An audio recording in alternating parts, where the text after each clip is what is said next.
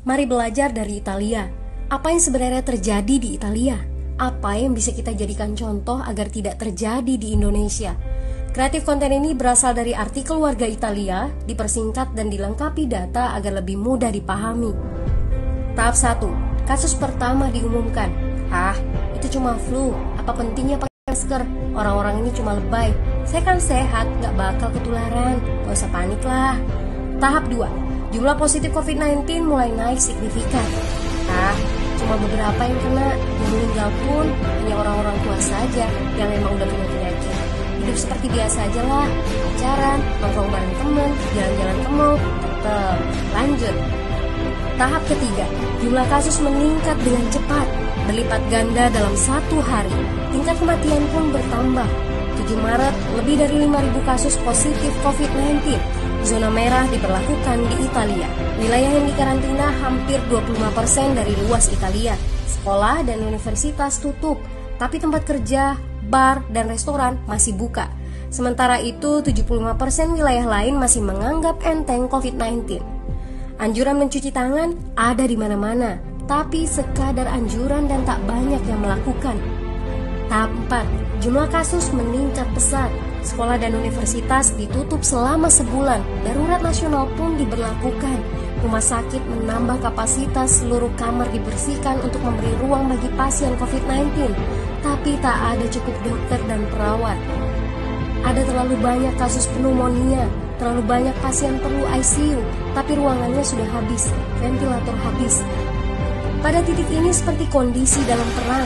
Dokter harus memilih siapa yang akan diobati berdasarkan peluang bertahan hidup.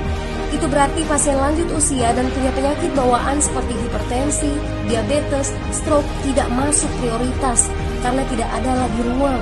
Sistem layanan kesehatan seketika runtuh.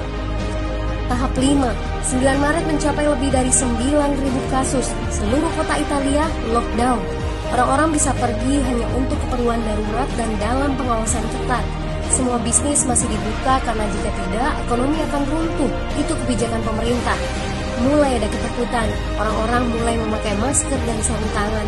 Tapi tetap saja, ada anak-anak yang merasa jagoan, masih ingin uji nyali. Pergi ke restoran rame-rame, hangout bareng, minum-minum dan lain sebagainya. Tahap 6, 2 hari kemudian pemerintah Italia berubah pikiran. Semua bisnis harus tutup, bar, restoran, pusat perbelanjaan, semua jenis toko, kecuali supermarket dan apotek. Penyebabnya, karena dalam sehari yang positif bertambah lebih dari 2.000 kasus, penduduk yang mau keluar rumah harus mendapat surat izin. Surat izin ini didapatkan dari pos pemeriksaan polisi yang disebar di berbagai lingkungan. Yang melanggar bisa kena denda 3,3 juta rupiah. Bagi pasien positif yang tidak mau mengkarantina diri, bakal dituntut dengan pasal pembunuhan, hukuman 1-12 tahun penjara. 21 Maret jumlah korban meninggal di Italia terus meningkat melampaui Cina. Sebagai gambaran, luas Italia itu kurang lebih 2 kali Pulau Jawa. Penduduknya lebih dari 60 juta jiwa. Lalu apa yang harus kita pelajari dari Italia? Yuk, mulai dari diri sendiri, mulai dari di rumah aja. Jaga kebersihan lalu isolasi diri dan keluarga. Tidak keluar rumah kecuali sangat penting. Ini saatnya memulai solidaritas. Yang mampu harus mulai membantu yang tidak mampu. Ini adalah bentuk usaha dan doa kita semua. Semoga badai corona ini segera berlalu. Mari memulai kekompakan dengan membagikan informasi ini. Di rumah aja, mari belajar dari Italia.